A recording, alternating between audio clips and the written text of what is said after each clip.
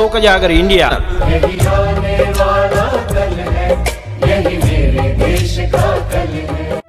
एक नया इतिहास लिखेंगे। साथियों नमस्ते, मैं हूं ज्ञानेश वाकुड़कर और आप देख रहे हैं लोक जागर इंडिया चैनल।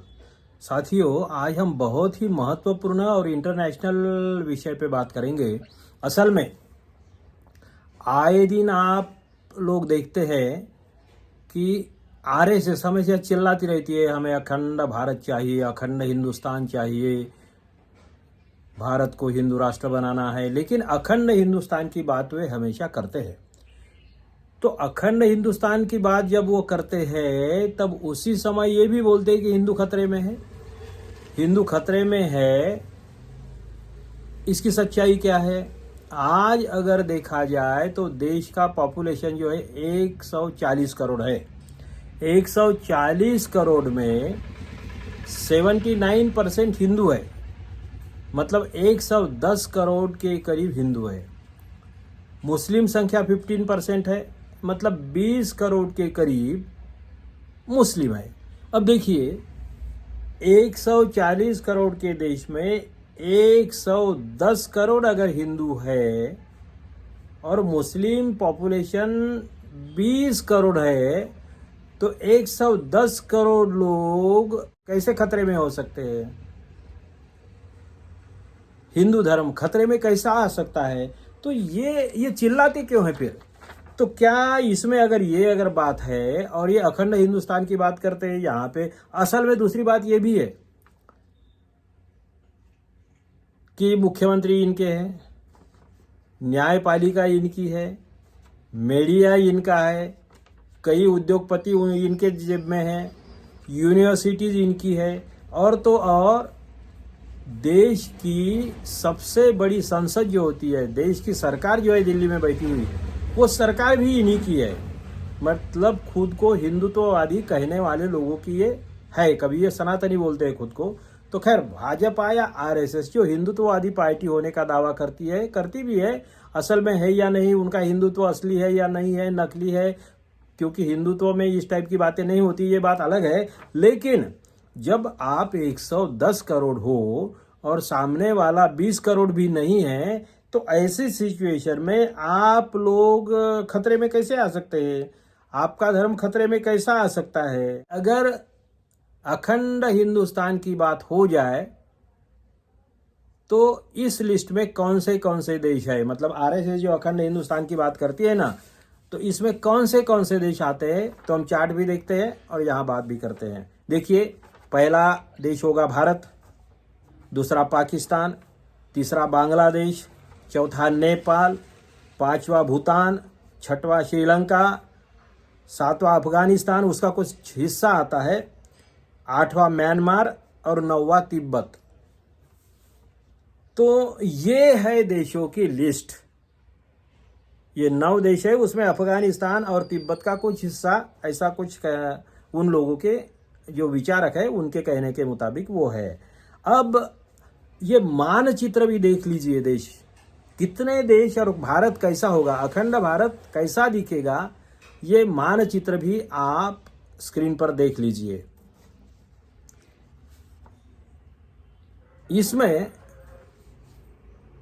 अफगानिस्तान और तिब्बत को कलर में नहीं दिखाया है, भगवे कलर में नहीं दिखाया है, इसलिए भी कि जैसे अफगानिस्तान से गांधार नाम का जो हिस्सा है वो इनके लिस्ट में है और तिब्बत का भी पूरा हिस्सा नहीं है, इसीलिए वो दिखाया नहीं है, मगर बाजू में आप देख सकते हैं। साथियों, हमने इन 9 देशों का मानचित्र भी देख लिया है। अखंड भारत अखंड हिंदुस्तान अगर होगा तो कैसे होगा, कैसा दिखेगा, ये आपने देख लिया है। देशों के नाम भी देख लिए हैं। अब हम चलते हैं, इन देशों का विभाजन कैसे होगा, मतलब इनको मोटे तौर पे कैसा इनका विश्लेषण कर सकते हैं हम। तो देखिए, 9 देशों में भारत और नेपाल, ये 2 हिंदू राष्ट्र है। नेपाल ने तो अभी हिंदू राष्ट्र से निकलकर उन्होंने जनतांत्रिक देश घोषित कर दिया है, ये अच्छी बात है। लेकिन फिर भी हम पकड़ लेते हैं कि चलो भारत के मन में, मतलब हिंदुस्तान, आरएसएस के मन में नेपाल अभी भी हिंदू राष्ट्र है समझ लीजिए। तो भारत और नेपाल ये दो हिंदू राष्ट्र है समझ लीजिए। फिर पाकिस्तान, बांग्लादेश और अफगानिस्तान ये 3 मुस्लिम राष्ट्र है। फिर बचे हुए भूटान, श्रीलंका, म्यांमार और तिब्बत ये 4 राष्ट्र है। ये प्रमुखता से बुद्ध धर्मीय राष्ट्र है। मतलब भारत और नेपाल हिंदू राष्ट्र, पाकिस्तान, बांग्लादेश और अफगानिस्तान मुस्लिम राष्ट्र, और भूटान, श्रीलंका, म्यांमार और तिब्बत ये 4 बौद्ध राष्ट्र, बुद्धिस्ट विचारों से प्रेरित। अब देखिए कि हम इनका पॉपुलेशन देखेंगे, इन देशों का हम टोटल पॉपुलेशन देखेंगे। भारत की पॉपुलेशन क्या है,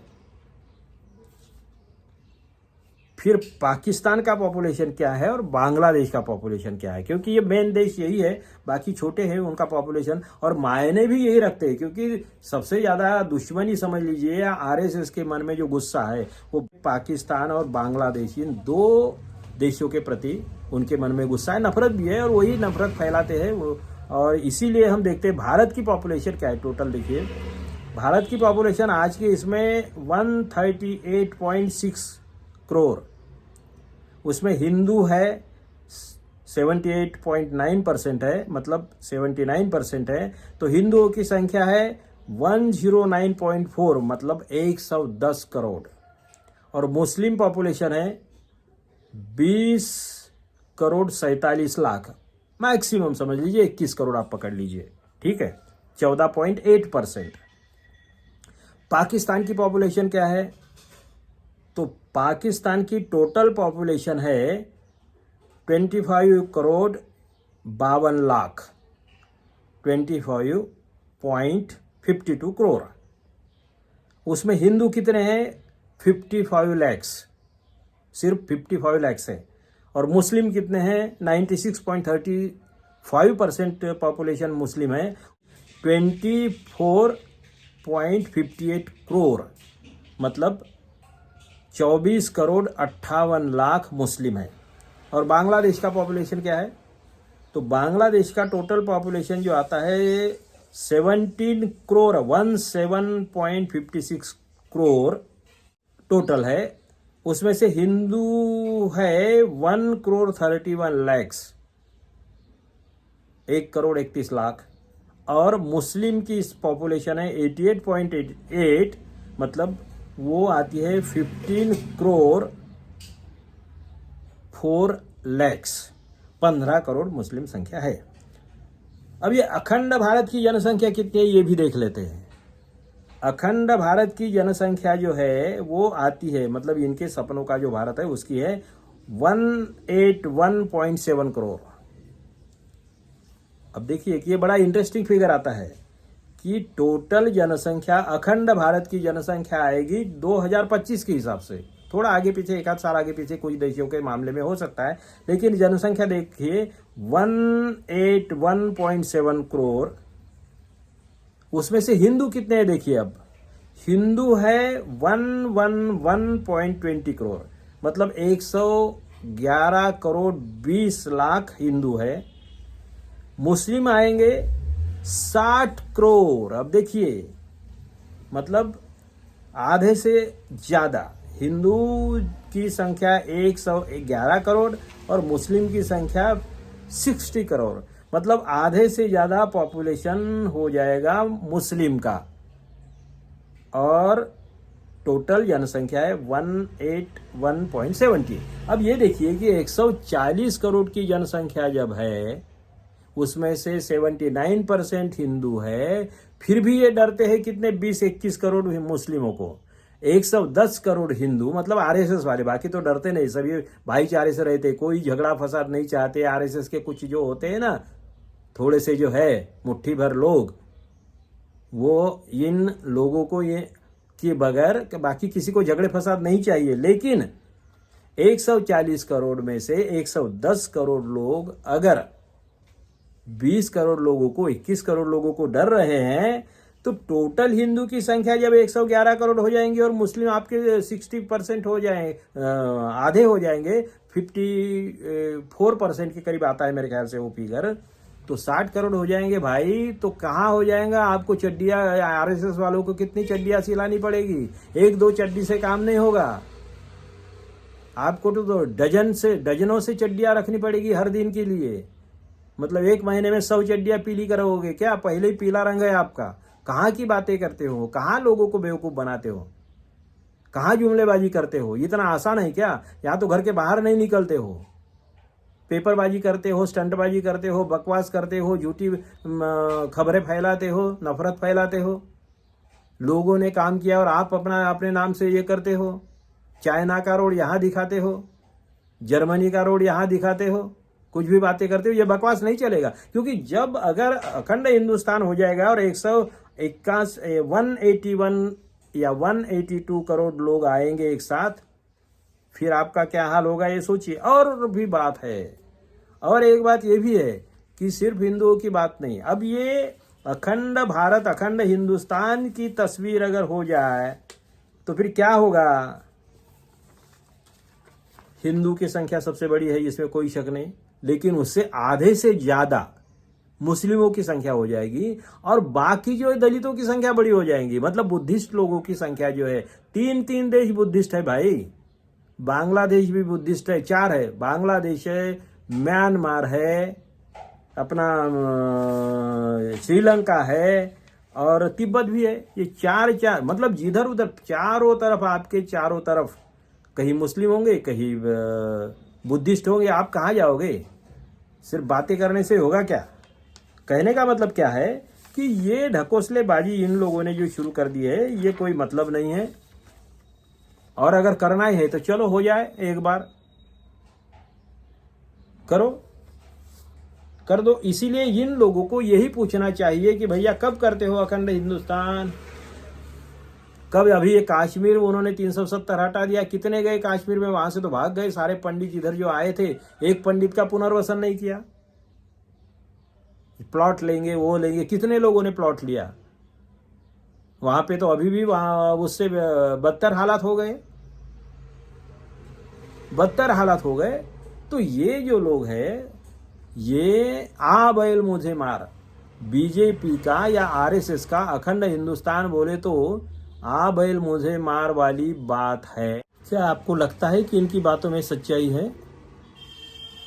क्या इनमें है ताकत 60 करोड़ मुस्लिम साथियों से लड़ने की? यहाँ तो एक राज्य नहीं संभालता है, मणिपुर जैसा छोटा राज्य नहीं संभाल सकते हैं। वहाँ पे जाने की हिम्मत नहीं हुई है प्राइम मिनिस्टर में। गृह मंत्री फटे तक भागता है, प्रधानमंत्री कहीं जाते हैं और कोई उन्हीं के लोग अगर झंडे वेंडे दिखाते हैं तो ये भाग क्या आ जाते हैं। इतनी सारी सिक्योरिटी होने के बावजूद एक प्रधानमंत्री, इतना डरपोक प्रधानमंत्री, और ये बात करते हैं पाकिस्तान में घुसने की, बात करते हैं बांग्लादेश में घुसने की। क्यों बकवास करते हैं ये लोग? सोचिए, विचार करिए। आप देखते रहिए लोक उजागर इंडिया चैनल। लाइक करिए, शेयर करिए, सब्सक्राइब करिए।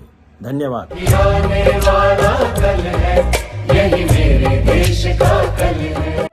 एक नया इतिहास लिखेंगे।